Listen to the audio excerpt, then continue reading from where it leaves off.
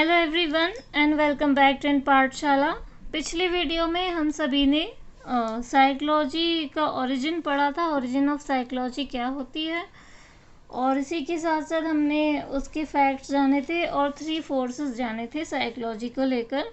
तो अब हम आज पढ़ने वाले हैं schools of psychology. Schools of psychology क्या होता है? ये जो स्कूल वर्ड है इसका मतलब है कि साइकोलॉजी के ऊपर बहुत सारे अध्ययन किए गए थे, बहुत सारी रिसर्च हुई थी। और क्योंकि साइकोलॉजी एक बहुत ही क्रिटिकल सब्जेक्ट होता है, तो सभी लोगों ने क्या किया, थोड़ा थोड़ा पढ़ा उसको। तो किसी को कुछ पता चला, किसी को कुछ पता चला, और इसी बीच में उनके बीच में कुछ कुछ डिस्प्यूट्स भी हुए।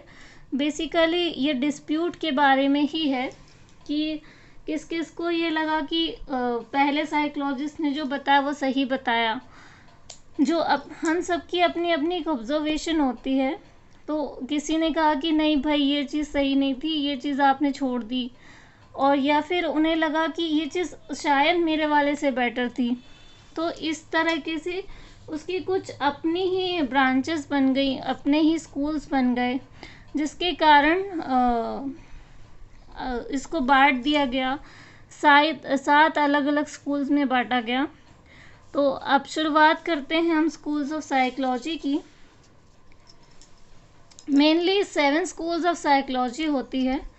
पहला है आपका स्ट्रक्चरलिज्म। एक और बात, यदि आप लोगों को लगता है कि मुझे थोड़ा सा हिंदी शब्द का यूज़ करना चाहिए, तो आप मुझे कमेंट करके बता सकते हैं, क्योंकि अधिकांश लोग हिंदी प्रेफर करते हैं। बट हाल फिलहाल मैं इंग्लिश में आप लोगों को बता रही हूँ। तो स्ट्रक्चरलिज्म का क्या मतलब होता है? It is a systematic study of mental experience. ये किस बारे में होता है? स्ट्रक्चरलिज्म का मतलब है कि आपके जो एक्सपीरियंस होते हैं, जो आपके मनोभाव होते हैं, उसमें उसकी एक सिस्टमैटिक स्टडी करना। जैसे पेन, जॉय, सॉरो एट्सेट्रा। तो पेन का मतलब है कि पीड़ा, जो आपको दुख होता है, आपको कभी खुश फील होता है, तो उस बारे में होता है स्ट्रक्चरलिज्म। तो अब जान लेते हैं कि स्ट्रक्चरलिज्म के फादर कौन थे। तो वो थे विल्हेम वुंट।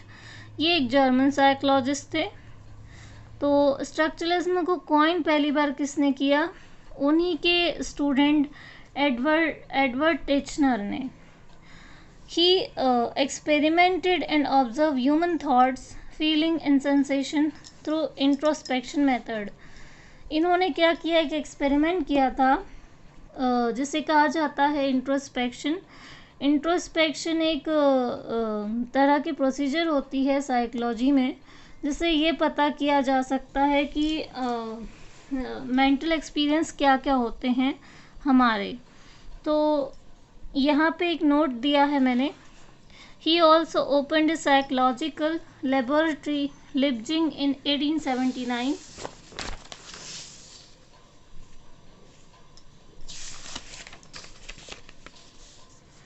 तो इंट्रोस्पेक्शन मेथड का क्या मतलब होता है वो भी मैं आपको बता देती हूँ। इंट्रोस्पेक्शन का मतलब होता है कि अपनी खुद की सेल्फ स्टडी करना। मतलब हमारे अंदर क्या चल रहा है वो पहले हम बेस्ट जान सकते हैं। जैसे हमें कुछ भी फील हो रहा है, कुछ अच्छा फील हो रहा है, कुछ ख़राब फील हो रहा है, तो उस चीज़ को उन्होंने रिकॉर्ड किया। उन्होंने कहा कि एक जो सेल्फ एनालिसिस की बात होती है वो स्ट्रक्चरलिज्म में हम पढ़ते हैं। तो ये जो हम चीज़ें पढ़ रहे हैं, स्कूल्स ऑफ साइकोलॉजी जो पढ़ रहे हैं, इसमें से बहुत सारा कंटेंट जो है टीचिंग लाइन में थोड़ा सा अलग हो जाता है। जैसे कि कुछ चीज़ें हैं हम पढ़ते हैं, उसका जो यूज़ है उसको समझने में अभी बहुत समय लगेगा। उनको समय लगेगा जो शुरुआत कर रहे हैं पढ़ने के लिए। हमें कोई साइकोलॉजिस्ट नहीं बनना है, बट हाँ बहुत सारी चीज़ें हैं जो आपको पता होनी चाहिए। एक जो बेसिक साइकोलॉजी होती है, अभी हम उस बारे में पढ़ रहे हैं। हाँ, बेसिकली जो हमारा फोकस है वो है एजुकेशनल साइकोलॉजी। बट क्योंकि साइकोलॉजी को समझे बिना हम एजुकेशनल साइकोलॉजी पर नहीं आगे जा सकते। सो दैट आप ये मत सोचिएगा अपने माइंड में कि अरे ये विल्हेम वुंड कौन है, ये इंट्रोस्पेक्शन मेथड क्या होता है। कुछ चीज़ें हैं जो हमें सिर्फ दिमाग में एज अ फैक्ट रखना है, हाँ, बट ऐसा नहीं है कि उस फैक्ट को इग्नोर कर दिया, क्योंकि ऑब्वियसली जब फील्ड की हम बात ही कर रहे हैं तो उसका यूज़ हमें पता होना चाहिए। बस चीज़ें हमें इस तरह से पता होना चाहिए कि हम उसको अपनी फील्ड से रिलेट कर सकें। जैसे अब कोई भाई साइंस का स्टूडेंट भी होगा यहाँ पर जो बीएड की तैयारी कर रहा होगा, और कोई कॉमर्शियल भी होगा, तो ये ज़रूरी नहीं है कि साइंस वाले का हमारे कमर्शियल फील्ड में भी ऐड हो जाए, या ये मत कहिए कि होएगा ही नहीं। तो इस तरीके से ये जो टीचिंग एग्ज़ाम्स होते हैं, इसमें आपको ये बात समझना ज़रूरी है कि हमारा फोकस केवल उस चीज़ पे जाना चाहिए जो इम्पोर्टेंट है। ठीक है, तो अब हम नेक्स्ट पेज पे बढ़ते हैं। तो अब हम पढ़ेंगे फंक्शनलिज्म। फंक्शनलिज्म क्या होता है? By functionalism we mean that how we adapt with environment with our mental ability.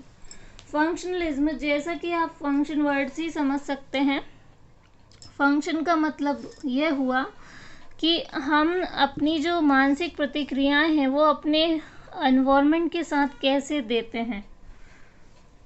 जैसे फादर ऑफ फंक्शनलिज्म, इसके फादर कौन थे? विलियम जेम्स थे। और इन्होंने क्या एक्सप्लेन किया? He tries to study functions of brain. Brain की क्या फंक्शनिंग होती है उसके बारे में उन्होंने बताया।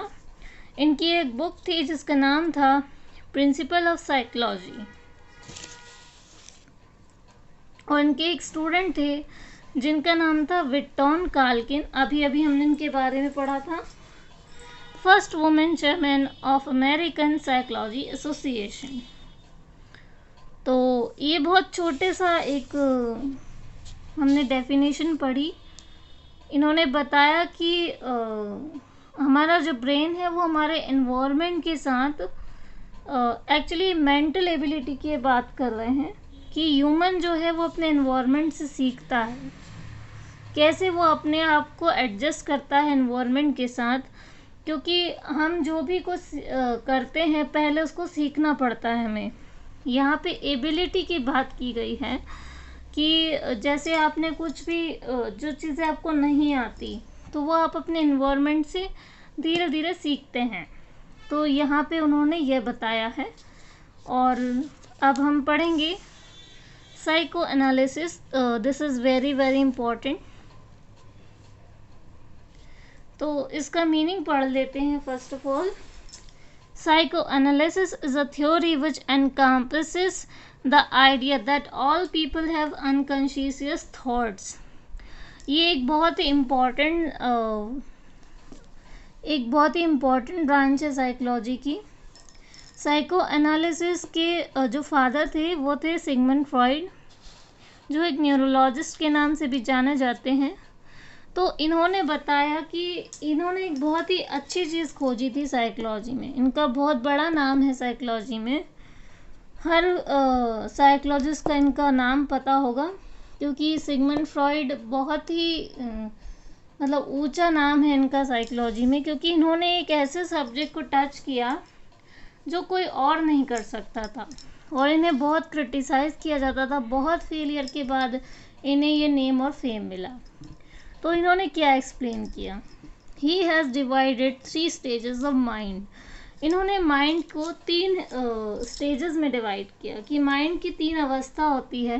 कॉन्शियस यानी कि चेतन, सबकॉन्शियस यानी कि अवचेतन, अनकॉन्शियस यानी कि अचेतन।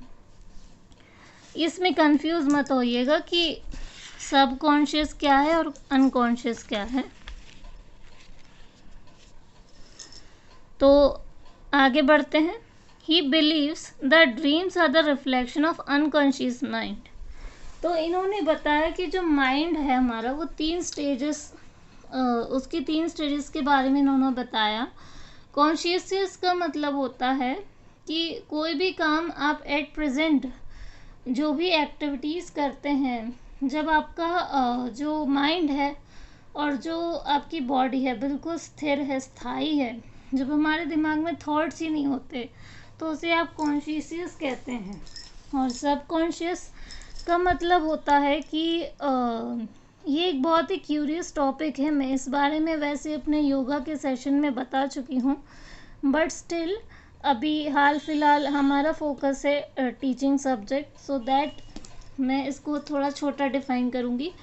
सबकॉन्शियस का मतलब है कि आपका जो माइंड है, वैसे ये कॉन्शियस से तेज होता है, सबकॉन्शियस सबसे तेज माइंड होता है हमारा। मतलब ये इस स्टेज पे जब कोई होता है तो वो उसकी माइंड की सबसे हाईएस्ट स्टेज पर होता है। सबकॉन्शियस का मतलब ये हुआ, जैसे आप एक गाड़ी चलाना सीखते हैं, तो गाड़ी चलाने में हमको 3-4 जगह एक साथ अपना दिमाग चलाना होता है। जैसे कि आप एक्सीलेटर भी आपको देखना पड़ेगा, आपको ब्रेक भी टाइम पे देखना होगा। तो वो क्या होता है, जब जो सीखने वाला होता है वो तो बार बार गलतियां करता है, उसका कंट्रोलिंग नहीं रहता सब जगह। तो सब जगह उसकी कंट्रोलिंग रहे, जब उसकी सब जगह कंट्रोलिंग ऑटोमेटिकली वो जब हैबिचुअल हो जाता है, तो आप ये मान के चलिए कि वो आपकी सबकॉन्शियस स्टेज है। और आखिरी है अनकॉन्शियस। अनकॉन्शियस का इन्होंने ये बताया, he believes that dream are the reflection of unconscious mind. Unconscious mind वो होता है जिसमें हमारी पास्ट मेमोरीज होती हैं। जब हम कोई चीज़ बहुत पहले छोड़ के आ चुके हैं, जैसे सपोज़ किसी ने आपको परेशान किया, या कोई अच्छी मेमोरी भी थी, कोई ऐसी मेमोरी थी आप करना चाहते थे पर नहीं कर पाए, और वो सडनली आपको याद आने लगती है, तो वो आपका अनकॉन्शियस माइंड स्टोर कर चुका होता है उसको। इस वजह से वो चीज़ बार बार आपको ड्रीम के फॉर्म में दिखाई देती है। आपकी फैंटेसी के बारे में बात हो रही है यहाँ पे, कि जो हमारे डिज़ायर्स होते हैं, जो हम पूरे कर चुके होते हैं या पूरे नहीं कर पाते हैं या आगे भी करना चाहते हैं, तो उसे अनकॉन्शियस कहते हैं। तो आज हम लोगों ने फंक्शनलिज्म और साइकोएनालिसिस के बारे में पढ़ा। तो आई होप आपको मेरा वीडियो पसंद आया होगा, और इससे जुड़ी कोई यदि आपके क्वेश्चंस दिमाग में है तो प्लीज़ पूछिएगा, और नोट्स ज़रूर बनाते रहिएगा। Thanks for watching, bye.